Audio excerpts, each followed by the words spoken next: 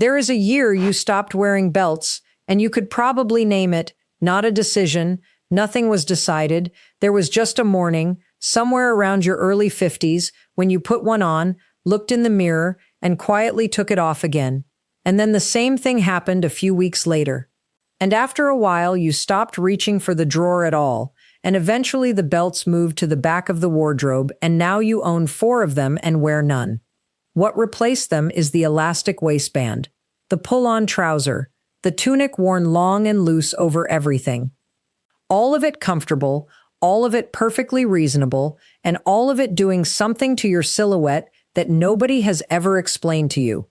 Because here is what actually happened in that mirror, and it was not what you concluded.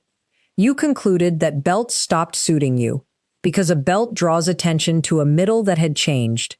That is the obvious reading, and it is completely understandable, and it is wrong. What was really going on is that you were still wearing the belt where you had always worn it, at your natural waist, where every women's magazine since 1970 has told you a belt belongs. And your body had reorganized itself since then. So the belt was in the wrong place, on the wrong part of you, and it was doing the opposite of its job. Because a belt does not exist to make your waist smaller. It never did. A belt is a horizontal line that divides your body into 2 shapes, and what people actually read is the ratio between those 2 shapes. Get that ratio right, and you look taller and longer, on exactly the body you have this morning, with nothing held in and nothing squeezed. That is genuinely all it is. It is a placement problem, not a size problem, and placement is free. So I am going to give you 5 tricks that get it right. Every one of them works on a soft middle. None of them involves shapewear or holding your breath, and most of them can be done tonight with a belt you already own. Number 4 is the one I most want you to reach, because it is the version for anybody who has listened to this so far and thought, that is all very well, but I cannot bear anything tight around my middle. It never touches you, nothing is compressed at any point, and it is the most flattering of the 5. Stay with me for that. Let me start with the ratio, because everything follows from it. Here is the mechanism. Stand in front of a mirror and look at yourself as a shape rather than as a person. Ignore the face, ignore the detail. You are looking at one long vertical form. Now put a horizontal line across it anywhere. You have made 2 rectangles, one from your shoulders down to the line, and one from the line down to your feet. And here is the thing that decides everything. The eye does not measure either rectangle on its own. It compares them. It takes the ratio, and the ratio is what it reports as your proportions. Roughly speaking, when the top rectangle is noticeably shorter than the bottom one, the whole figure reads as tall, long-legged, and light. When the 2 are close to equal, the figure reads as short and blocky. And when the top one is longer than the bottom one, the figure reads as heavy and low, with everything settling downward. That is why placement matters so enormously, and why it matters more than the belt itself. You are not decorating. You are deciding where your legs appear to begin. Now the part that explains the mirror moment. Your natural waist, the narrowest point of your torso, sat somewhere around your navel for most of your life, and that is where you learned to put a belt. For most women past their 50s, 2 things have happened. Some softening has settled at and below the navel, and the genuinely narrowest part of the torso has moved upward, to somewhere between the bottom of the rib cage and an inch or 2 below it. So the old belt position is now sitting at or near the widest part of your middle, roughly halfway down your total height, producing 2 almost equal rectangles. Short and blocky, with a hard line across the softest part of you. No wonder you took it off. It was not the belt, and it was not your body. It was 2 inches of altitude, right? 5 tricks. The first is to put the belt at your rib cage, not your navel. This is the whole video in one instruction, and it is free. Find the actual spot rather than guessing. Put both hands flat on your sides just underneath your bust and slide them slowly downward, pressing gently inward. There is a point where your hands come closest together, and then they start moving apart again. That closest point is your true narrowest, and for most women over 60, it is a good deal higher than they expect, often within 2 or 3 inches of the bottom of the ribs. Put the belt there. Not tight, just resting there. 2 things happen at once, and both are large. The line is now sitting on the narrowest part of your torso rather than the widest, so nothing is being compressed and no ridges are being created above or below it. And the ratio has changed dramatically because you have moved the dividing line up by several inches, which shortens the top rectangle and lengthens the bottom one. That second effect is worth a genuine amount of apparent height. Somebody looking at you now reads your legs as starting at your rib cage, because that is where the visual break is, and that is a considerable distance above where they actually start. There is a proportion target that is worth knowing if you like a number. Aim for roughly 1/3 above the line and 2/3 below it. You will not achieve that exactly, and it does not matter. The direction is what counts, and almost everybody starts too low. One practical note. This works best over something that is not tucked in, and over garments that are not held at the waist by their own construction. Which brings me neatly to how you actually do it. The second is to match the belt to what is below it, not what is above it. This is a color decision, it costs nothing, and it is the one most women get exactly backwards. Remember the 2 rectangles. The eye works out where the line is by finding a change in color or tone, so the belt's color determines which rectangle it joins. If your belt matches your top, it reads as part of the top. The upper rectangle now extends all the way down to the bottom edge of the belt, which makes the top block longer and the bottom block shorter. You have moved the split downward without moving the belt at all. If your belt matches your trousers or your skirt, it reads as part of the bottom. The lower rectangle now starts at the top edge of the belt, which is the highest point available, so your legs begin as high as they possibly can. Same belt, same position, several inches of apparent leg length between the 2 options. Just the color. So the rule is simple. Belt to bottom. There is a second option that is just as good and sometimes better, which is tonal. A belt in the same color family as the whole outfit disappears entirely as a color and becomes only a shape. It still marks the ratio, because the buckle and the slight change in texture give the eye enough to find the line, but it introduces no new block of color anywhere. What to avoid is the contrast belt. A belt in a third color, brighter or darker than everything around it, becomes a bright horizontal band across your middle, and a bright band anywhere is a hard stop. Everybody who was taught to add a pop of color with a belt was taught it in an era when the goal was to draw the eye to the waist. That is not the goal now. Nude, camel, or the exact tone of your trousers is doing more for you than a red one ever will. The third is to keep the belt narrow to medium and let the material be soft. 2 variables here, and they work together. Width first. A narrow to medium belt, roughly 2 to 4 centimeters, so about 1 inch to 1.5 inches, draws a clean, thin line. Thin lines are read and passed over. The eye registers where the split is and keeps traveling. A very wide belt, the corset belt, the wide obi, anything 4 inches deep, is not a line. It is a band, and a band is a third rectangle in the middle of your body. So instead of 2 shapes, you now have 3, and the more sections a figure is divided into, the shorter and wider it reads. Wide belts also do something specific and unhelpful on a soft middle. They compress a tall section of the torso, which pushes flesh upward and downward beyond both edges, creating 2 visible ridges instead of 1 clean line. They are the single most common thing sold to women as waist-defining, and they very often achieve the opposite.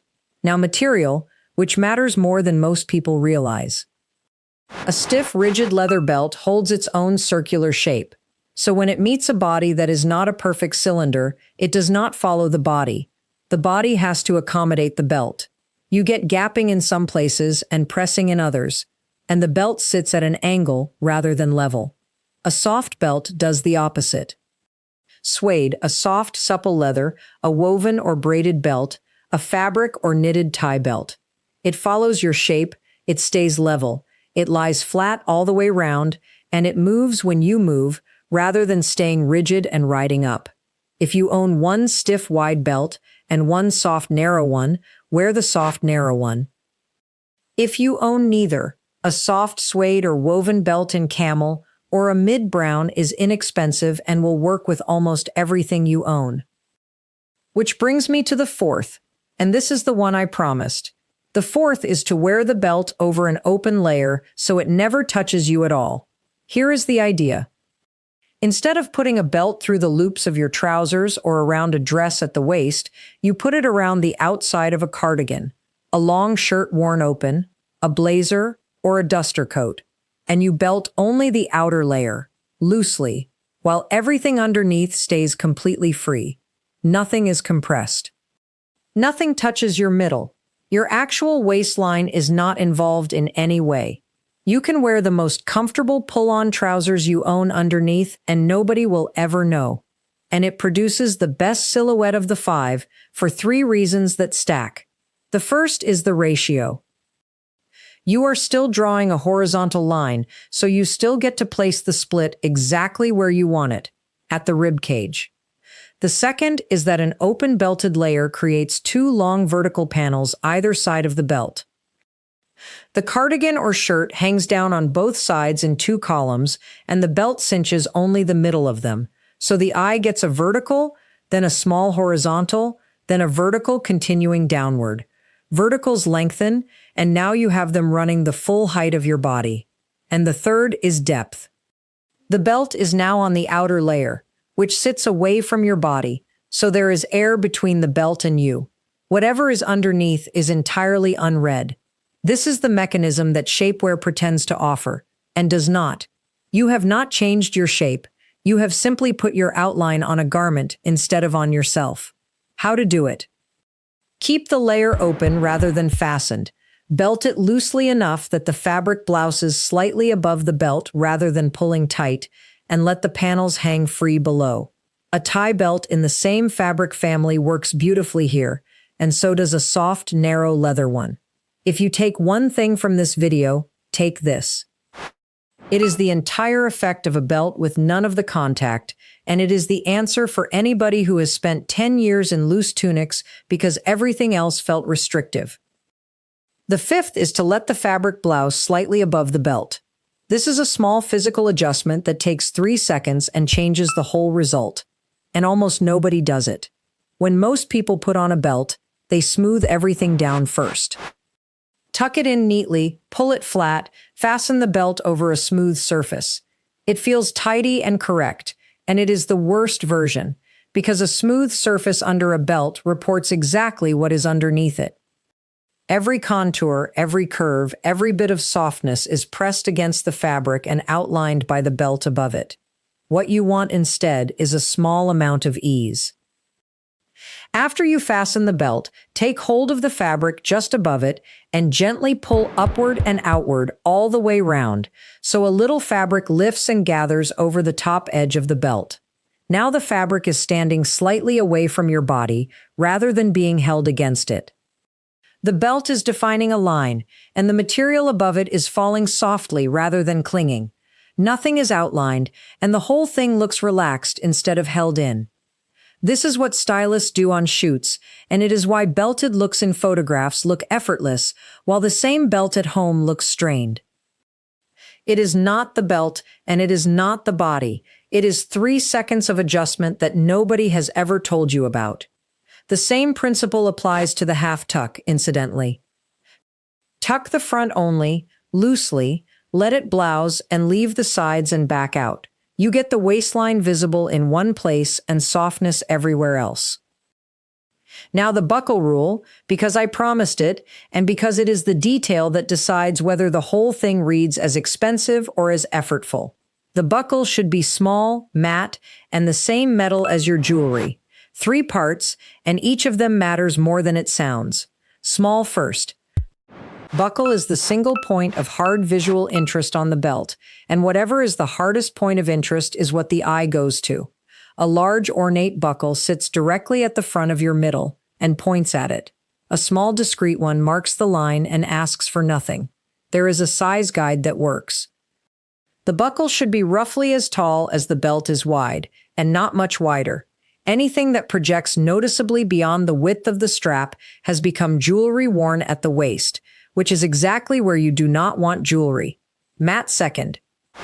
A high-shine buckle catches light and throws it, and a bright glinting object at the middle of the body is the same problem as a sparkly hair clip beside the face. Brushed, matte, antiqued, or aged finishes read as considerably more expensive and draw no attention at all. And matching your jewelry third. If you wear gold, a gold-toned buckle. If you wear silver, silver. This is the smallest thing in this video, and it is one of those details that people cannot identify but absolutely register.